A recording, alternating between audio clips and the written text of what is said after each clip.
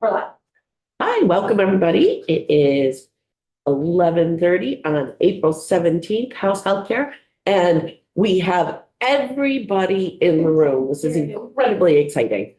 And nobody else. And what's that? And nobody else. Yeah, actually, nobody else. Everybody, we all get together. No one cares what we do. Jen, if you want to come on up, we're gonna look at the latest draft of 142. Any sort of committee discussion. And just to let everybody know, we are expecting VDH to join us, Lauren Lehman, but we're a little early, so if we have questions, we'll kind of hold them for her when she gets here. All right. Good morning, Jen Carby from the Office of Legislative Counsel. I will put the language up on the screen. Before I do, I'll just remind us where we are and what we're about to look at. So we're on S-142, which is the pathway to licensure for internationally trained physicians. Yesterday, you looked at a new proposal from the Department of Health. I have taken sort of those concepts and put them into a new draft. And so what I'm showing you is sort of a hybrid of, as far as the markup goes, of the draft I walked you through yesterday, which was the previous health department proposal. And there's some language that is actually added back in from the bill that came over from the Senate. So I'm trying to show you sort of what's actually different from any version you've looked at before. So that's what the highlighting means. We have a couple of different versions floating around, so I wanted to try to give you a sense of what's new. So this is a strike all amendment. It starts out with the same report that we had looked at, and I think the language is the same as it was yesterday. So by January 15th of 2027, the health department, in collaboration with the Board of Medical Practice, would provide to this committee and other committees a report detailing a pathway to licensure for internationally trained physicians. The report would include the same information that we've looked at, looking at other states' processes for licensing these physicians, and any info on outcomes, description of the resources needed to evaluate the qualifications and the availability of those resources, a proposal for the licensure, and then including adding in those proposed requirements for recency of practice, and then anything else the department thinks is relevant, and the same list of stakeholders. Then we get to section what is now 2. This is hopped back and forth between being 2 and 3. I put it back in 2, partly because it comes first numerically, and partly because there were references to it in the rulemaking section, and it seemed confusing for you not to know what it says in this section first. So this section 2, which you'll see from the effective date section, would take effect in 2028, July 1st, 2028. This is adding to the qualifications for medical licensure statute, this new subsection on internationally trained physicians, allowing the Board of Medical Practice to issue, and now we have 2 different things, a provisional license to practice at a participating healthcare facility, as you'll see defined coming up, to an internationally trained physician who meets the requirements for provisional licensure established by the board by rule, pursuant to the next section we will look at, and a full license to an internationally trained physician who has successfully completed the pathway to licensure established by the board by rule, pursuant to section 1396. So the 6 in 1396 is highlighted because I changed this from being in 1393 to 1396. And that was really just because I put the whole piece, all of these pieces, just into 2 sections for the pathway piece, the rulemaking, and the participating healthcare facilities. There were a couple of available sections back to back, and they'd fit a little bit better, I think, where I put them here. So this is the pathway to licensure with the rulemaking provisions, and it starts out saying, pursuant to the authority of the commissioner, that's the Commissioner of Health, in subsection 1351E of this chapter, which is the provision in this chapter on medical licensure that has the commissioner as the one adopting, amending, and repealing rules. So pursuant to the commissioner's authority, the board, and that's the Board of Medical Practice, and now we would say shall adopt rules in accordance with 3 VSA Chapter 25 as needed to enable the licensure of internationally trained physicians as set forth in this previous section, And the rules adopted by the board, you remember Lauren used this phrase yesterday, shall reflect the least restrictive form of regulation necessary to protect the public interest and shall include, and then it would say the qualifications necessary for an internationally trained physician to obtain a provisional license to practice and participate at a participating healthcare facility, which is defined in the next section. And then I had put in language about scope of practice, which wasn't the direction people wanted to go. So the standards for participating healthcare facilities to use for the evaluation and assessment of the holder of a provisional license, and the additional qualifications necessary for an internationally trained physician to get a full license to practice in this state following successful completion of the provisional licensure period. And we have a new section 4. And so I've put this language back in on participating healthcare facilities. And I made some changes to the definitions because the definition in the bill that came over from the Senate had a very broad definition of healthcare facility, and then said a participating healthcare facility was a hospital, FQHC, or community health center that did certain things. That didn't make a lot of sense as I was looking at how that applied. So instead, we will say, as used in this section, healthcare facility means a hospital, FQHC, or community health center. And a participating healthcare facility means a healthcare facility, so one of these, that meets the requirements of this section and has the capacity to provide an assessment and evaluation program designed and this would add in accordance with rules adopted by the board pursuant to section 1396 of this chapter, to evaluate an internationally trained physician, and it would add holding a provisional license issued pursuant to section 1391 G1 of this chapter. So some of these are just kind of tightening up the internal references and the timeline. And then in order to be eligible to be a participating healthcare facility for purposes of, and just referring more specifically to those two subdivision, that subdivision and the section again, a healthcare facility shall, and much of this is the same as what came over from the Senate, agree to provide medical mentoring, evaluation, assessment, and support in navigating the U.S. healthcare system by one or more fully licensed physicians employed by the healthcare facility to a provisionally licensed physician using an evaluation and assessment system. And then instead of saying developed under protocols approved by the board, it would say that meets the standards established by the board by rule pursuant to that rulemaking provision. Also, they must ensure that the mentoring, evaluation, assessment, and support of a provisionally licensed physician is provided by one or more, and now instead of saying fully licensed physicians, we're specifying that it can be a physician licensed either under this chapter or as an osteopathic physician. So by one or more physicians who are licensed under 26 VSA chapter 33, that's the osteopathic physicians, or this chapter, and who are physically located in Vermont, and that the provisionally licensed physician provides services only to patients physically located in Vermont. They must carry medical malpractice insurance. This again is language that was in the Senate bill and continues here, covering the provisionally licensed physician for the duration of that physician's employment by the participating healthcare facility, and that they not retaliate against or discipline a provisionally licensed physician for making a complaint or pursuing enforcement of an employment-related claim. Finally, we have the effective dates. So the report section and this effective date section would take effect on passage. And then what is now section 3, the rulemaking part, would take effect on July 1st, 2027. And sections 2, and I've added in the descriptions of what these are just for ease of reference, qualifications for medical licensure, and 4, participating healthcare facilities would take effect on July 1st, 2028. And then I have suggested that the title of the bill change to an act relating to a pathway to licensure for internationally trained physicians, taking out that medical graduates language. So that's what we got. I don't know if you want to hear from the health department at all. I'll send it to them this morning. Yeah, Lauren's on, you can't see Lauren. Yeah, go ahead. Just a question. I think you're on page 5, line 12, carrying medical malpractice insurance. The hospital or Yeah, the participating health yeah, facility, yep. do the individual has to have it also? Not based on this language.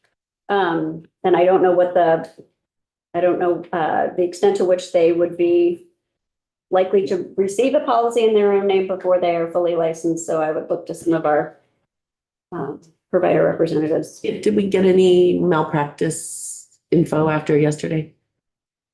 Joseph Barnum, Vermont Medical Society, I think this language is fairly, covers the situation, which is that as long as the facility is covering that position for the duration of their. These in employment, They will have coverage needed. Upon leaving that, But leaving that, they would have to, that is a whole area, the employer can sometimes provide insurance that includes deal coverage that covers you, it depends on the type of coverage, but this is, I think, language that's covered. okay, I thought that, but I was just curious about the other. And I would imagine it depends on the practice setting that they go Yeah. through as well. Thank you. That same question, Yes. would that be parallel to what other employed physicians get? Or would this be something, could it be something different? This language sounds like what is typically offered to any physician working for a practice. Yeah, So I that's what I think this is think just it is. saying to make sure this individual is also covered in the same way. Okay, So well, that's the same way, because that would include a tail, I think, right? Typically it would. Yeah. For people that don't know what a tail is, I don't know. I know what a tail is. Covering after you've left, like if a claim arises after you've left an employer, but it relates to the care you did when you're with that employer, then the policy, you can have a policy that covers that situation. Because claims can arise in years after a care was provided. 3, if it's an adult. Hi, Lauren, how are you? How does this version look to you? Lauren Lehman, General Counsel for the Department of Health. Thank you. We support this version of the bill. And we've spoken with Mike Zimmer this morning and he had no comments. He's with the World Education Service. Diana Wallace seems to be out of town at this point, so we weren't able to run the language quickly by her. But this is very similar to the language we all discussed on Wednesday and submitted with just technical changes. Thank you. Great. Yeah, did you have a question, Ralph? Oh, yeah, Well, can we just talk about number 4, line 15? Just be very simply, if you just break that down. Page 5, On what let me put that. Yes, this is the language, so that language has been in the bill since it was introduced. I'm not an employment law expert, so I don't know quite how that fits with anything else, but I think there was just concern about protecting the internationally trained physician while they're in the learning process from any retaliation or discipline based on making a complaint or pursuing enforcement of an employment related claim. So basically, so they can protect their rights. I don't think there's more to it than that.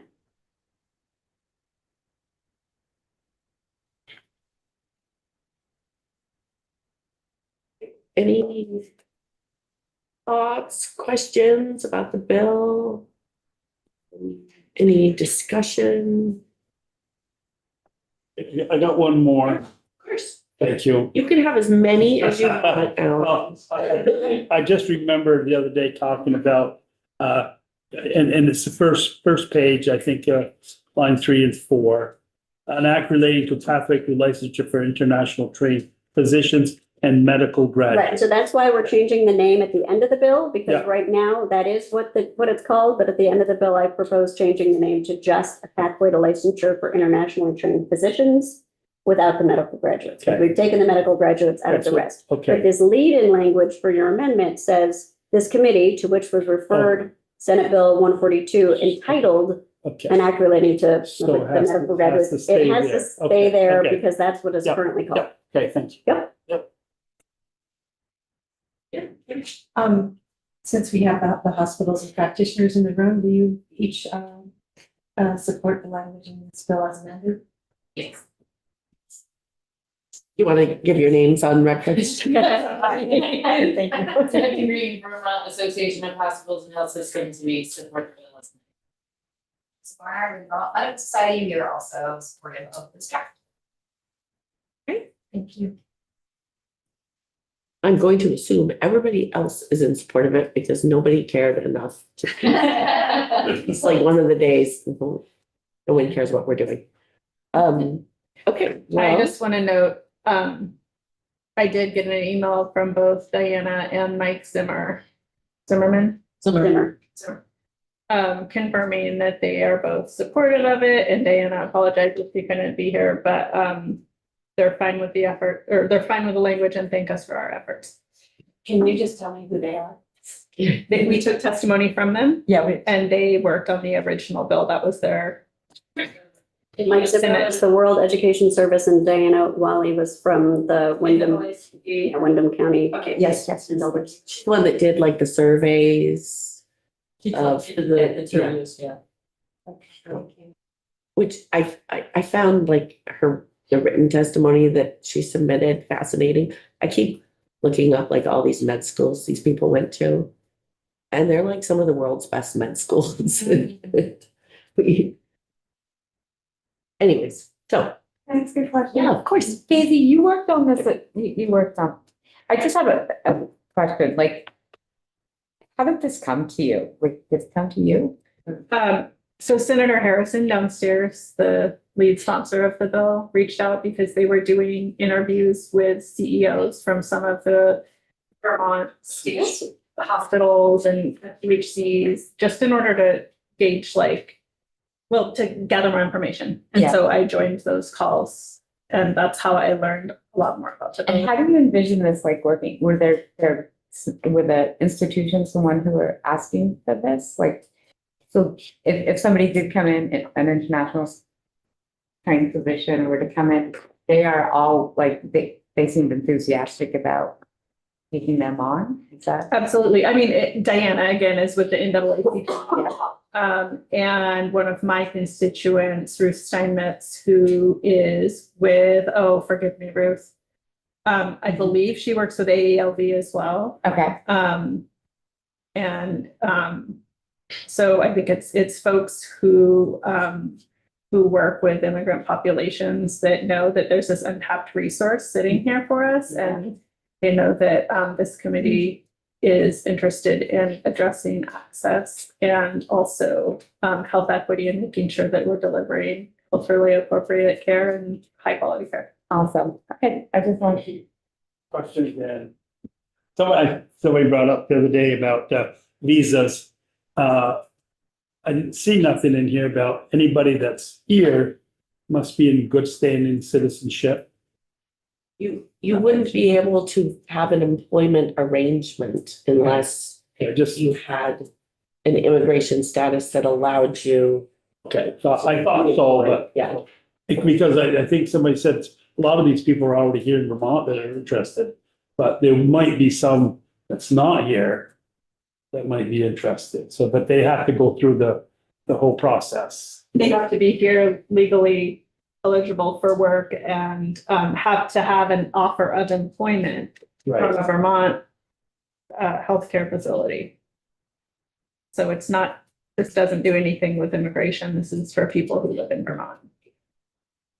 so let's say like UVM wanted to come into an employment with one of these people, they would have to have an immigration status that would allow them to actually be an employee at UVM.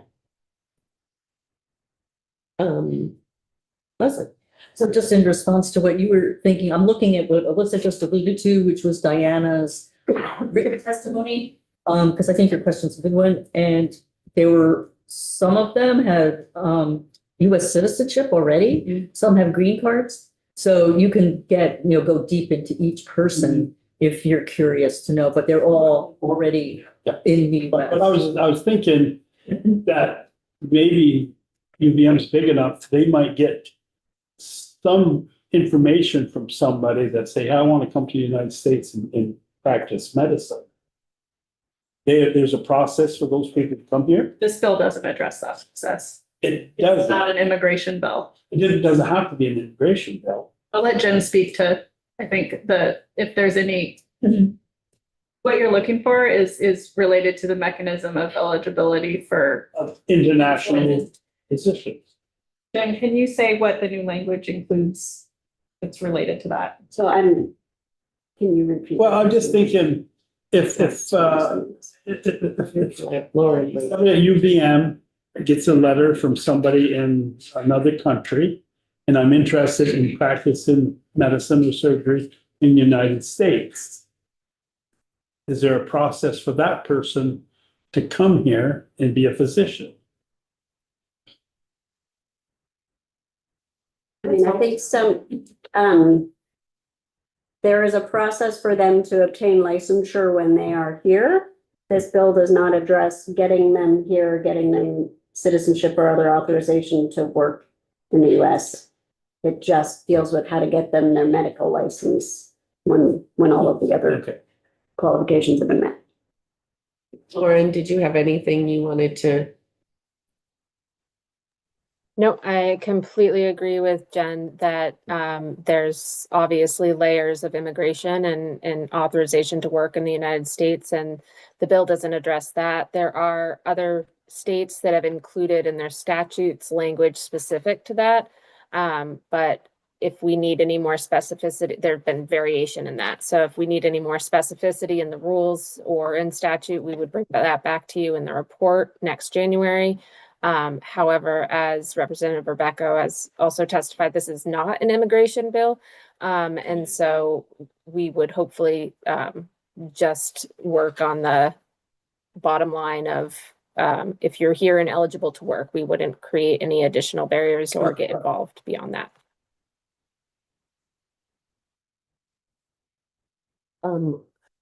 Is this version 1.1, Jen? Yes. It's just strike all. Get back at the Senate for their last strike all, and they only changed a few things. I guess I would, if there's no more discussion or questions, I would entertain a motion. I make a motion that we vote on this. S142, Version, 1.1. Doug, Brian. you want to call the roll? Brian Chena. Yes. Yes. Ellie Demar. Yes. Yes. Yes. Karen Majors. Yes. Deborah Powers, yes. David Susie. Yes. Val Taylor. Busy Rebecca. Yes. Melissa Black. Yes. It's 11-0-0. Yay, no one absent. How exciting. The reporter of this bill is going to be Representative Taylor. And Thank you. we're going to give her lots of support. This will be Val's first bill report.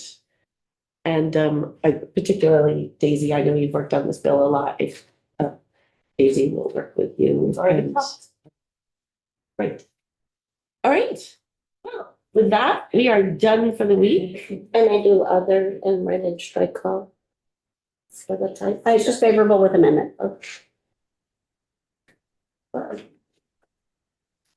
And thank you, Lauren. Thank you for all your work on this. We really appreciate it. Be in touch. Bye. Feel like Thank we've you. seen you an awful lot in our room this couple weeks. A little flurry of activity. Thank you all. Have a good weekend. Thank you. Thank you. All right, we can go off the weekend.